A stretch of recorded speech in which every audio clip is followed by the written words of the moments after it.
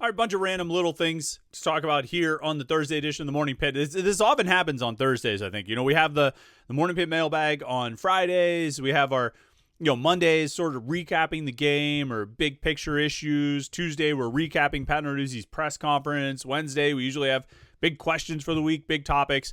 Friday's the mailbag. Thursday's this middle day where I just kind of feel like we often don't have one big topic to discuss, and so we hit on a bunch of different ones, and that's what we're doing today. We've got a big story from earlier in the week that we didn't talk about. We've got something new that's going to happen tonight, Thursday night, so keep an eye out for that, and then maybe a little conversation about something else sort of stemming off of that. So a bunch of different topics. No need to waste time. Let's jump into it here on the Thursday edition of the Morning Pit, youtube.com/Panther-Lair.com.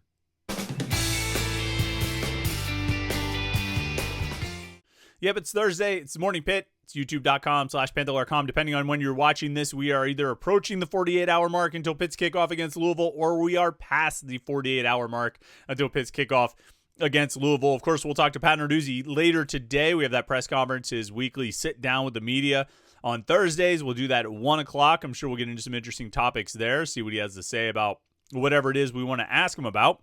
And then we'll have that posted right here at youtube.com/Panther-Lair.com. We'll have the video here. We'll have the transcript at Panther-Lair.com. And that always produces some interesting conversations and discussions. Heading into the game, we'll have more preview content getting you ready for Pitt Louisville today and tomorrow. I've got an article on the run game. Got something I put together on Eli Holstein. We'll have the 3-2-1 column tomorrow, which is pretty long and I think pretty interesting. I think there's some topics, no new topics that we haven't already been talking about for a few weeks, or at least the last 2 weeks, but just kind of putting it down on paper, some thoughts on what Pitt has done, what they need to do, where they need to go from here, particularly if they want to beat Louisville and maybe get this season back on track. It depends on how much you think they are off track, I guess. But one thing that actually we're talking about in the 3-2-1 column tomorrow that we haven't been talking about for the last 2 weeks, and we've really been missing on this story for the last 4 days or whatever it is, flubbed by me because we're missing a giant story. Pitt is retiring the number 97 jersey. Aaron Donald's jersey going to be retired at Pitt's game against Notre Dame in November.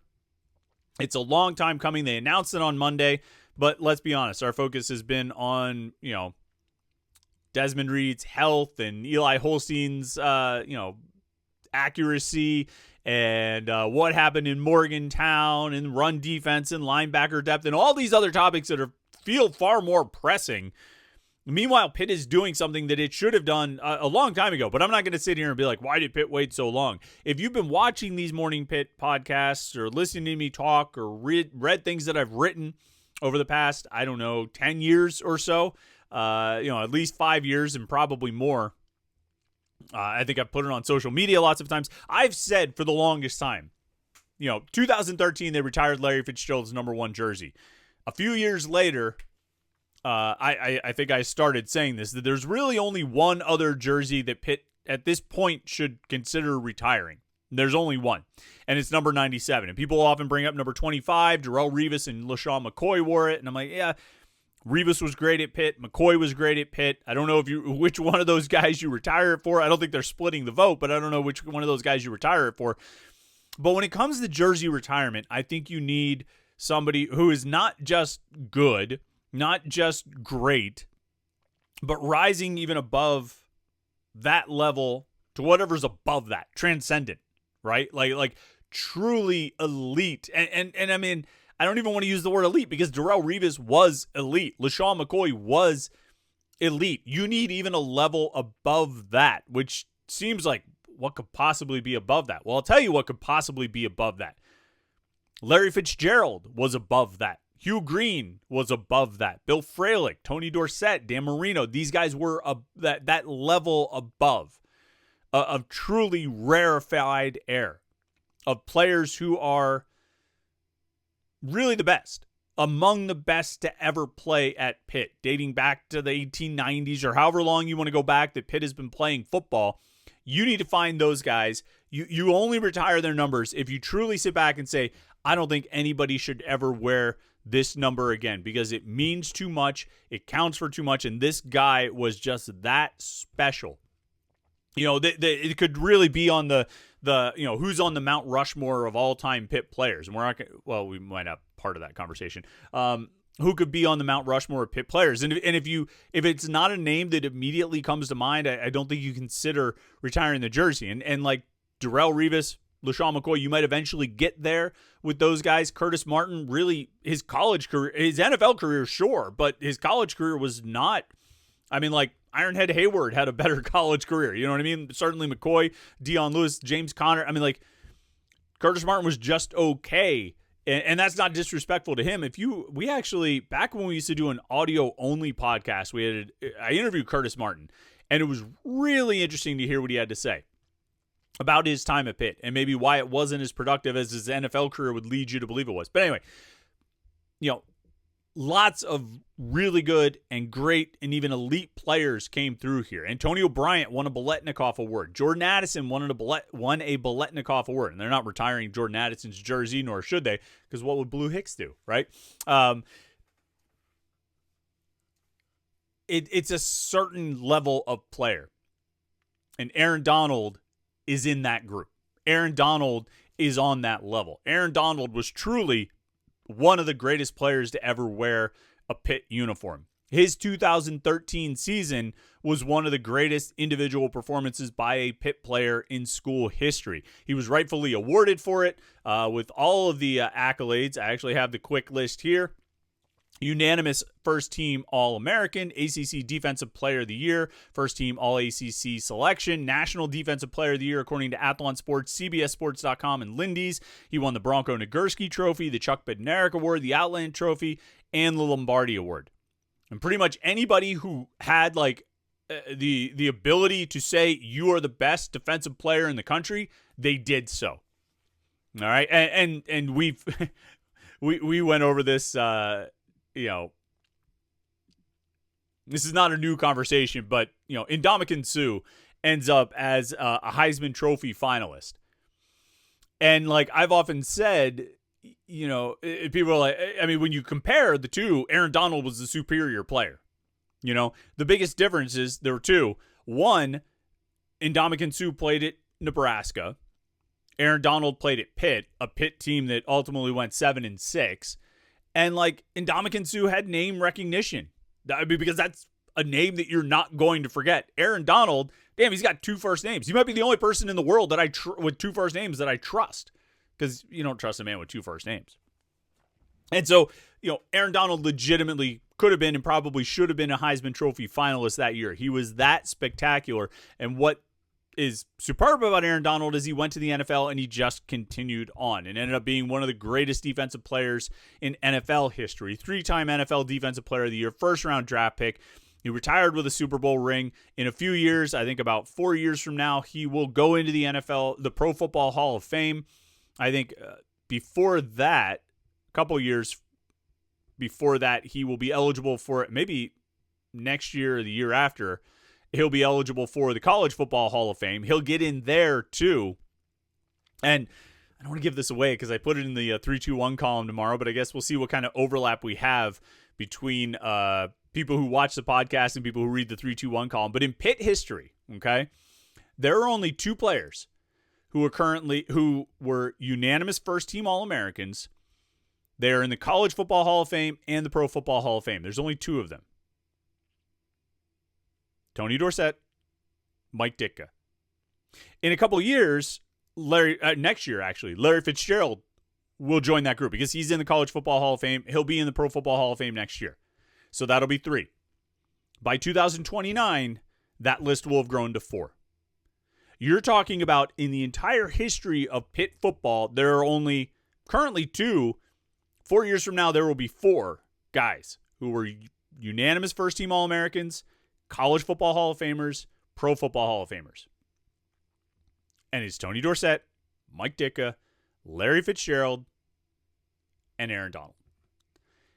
I don't think you can... I don't think there are enough superlatives for how good Aaron Donald was in college and how much he truly separated himself among the greats in Pitt football history. And I mean, if you wanted to have a Mount Rushmore of Pitt football, and you said it was those 4 guys that I just mentioned, I don't think you get many arguments. Bill Fralick can make an argument. Hugh Green could make an argument. Seeing a in their prime battle royale with Hugh Green, Bill Fralick, and Mike Ditka, I'd pay some good money to watch that. But that's neither here nor there. But if that was your Mount Rushmore, Dorsett, Ditka, Fitzgerald, and Donald, it's pretty damn good.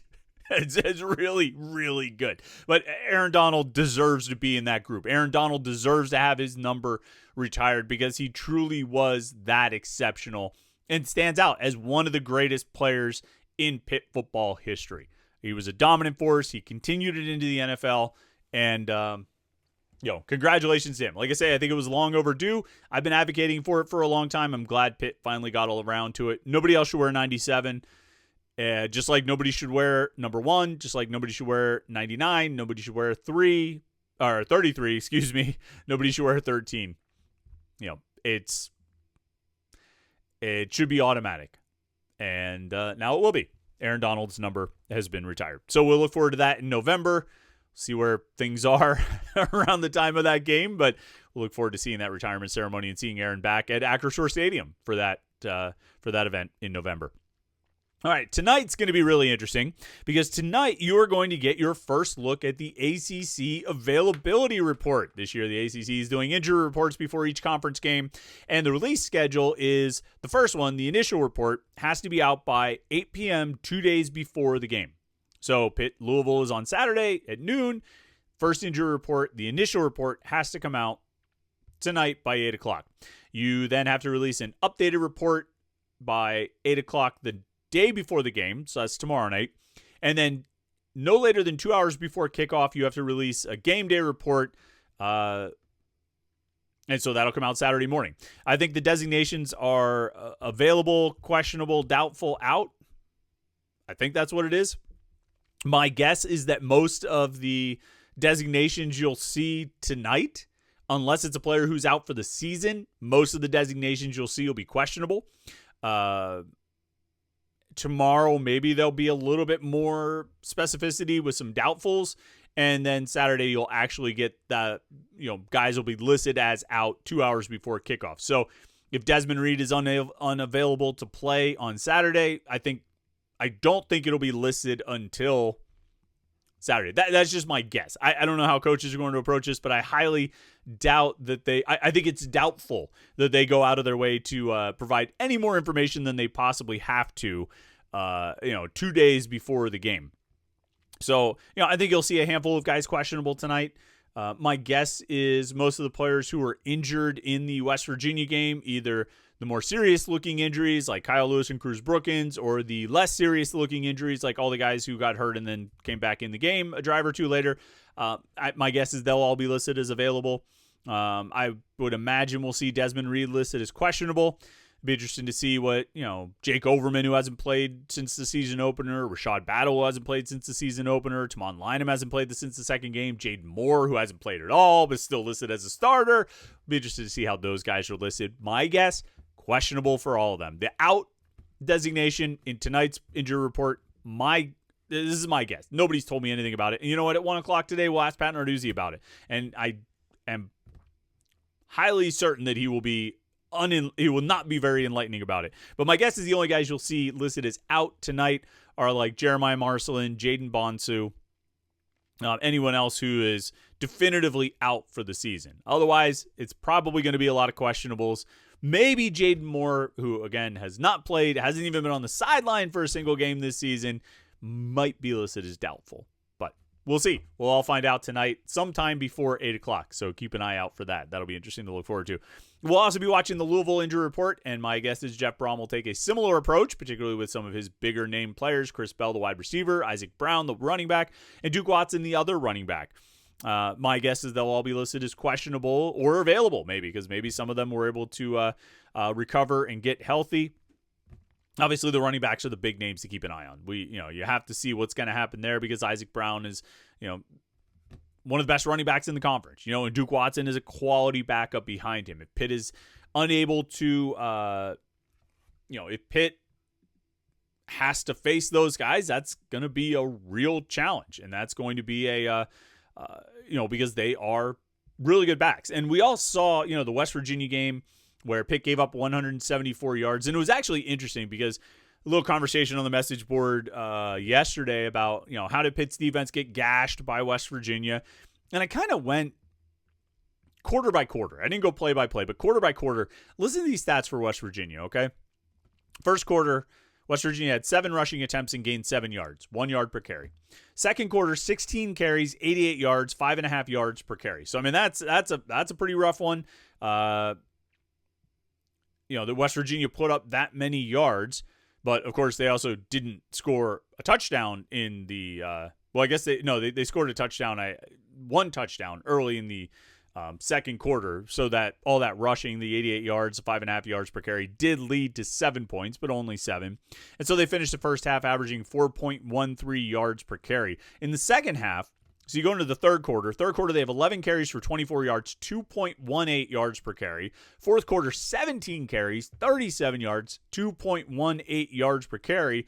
And in overtime, they averaged about 2.6 yards per carry on 7 carries. So second quarter, 5.5 yards per carry. A lot of rushing there. Every other quarter, 1 yard per carry, 2.8 yards per carry, and 2.57 yards per carry. Like less than 3 yards per carry, and that 2.57 was in overtime. In regulation, first, third, and fourth quarters, they gave up less than 2.2 yards per carry.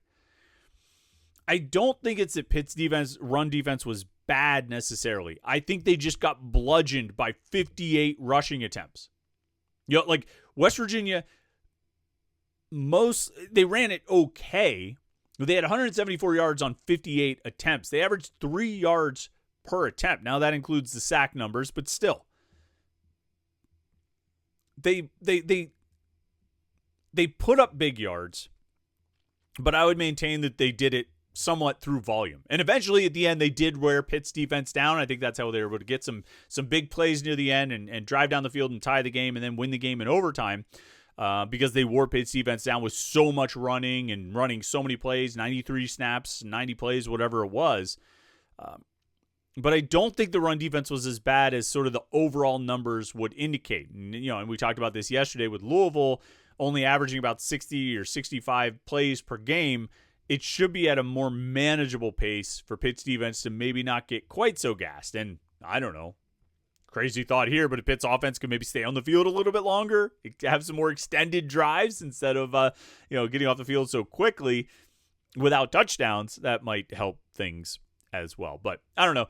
More interesting will be seeing what Louisville's injury report looks like if they include Isaac Brown and Duke Watson, the running backs, as well as Chris Bell, the wide receiver. So we'll be looking for that tonight. And I'm also looking for your questions. If you want to have a question in the mailbag, tomorrow's Morning Pitt mailbag, go to the message boards at Panther-Lair.com and you can post your question in the mailbag thread. We look for a lot of good questions. Look forward to it as always. I always enjoy doing the mailbag. Hopefully you enjoy watching it. So make sure you tune in for that tomorrow. Submit your questions and then tune in. And while you're at this, like this video and subscribe to youtube.com/Panther-Lair.com. All right. Thanks so much for tuning in today. Appreciate it. Hope you've had a great week so far. Enjoy your Thursday. We're almost to Friday, which means we're almost to game day. And I still think that's a good thing. I hope you do too. All right. Like and subscribe. We'll catch up with you tomorrow for the Morning Pit right here on youtube.com/Panther-Lair.com.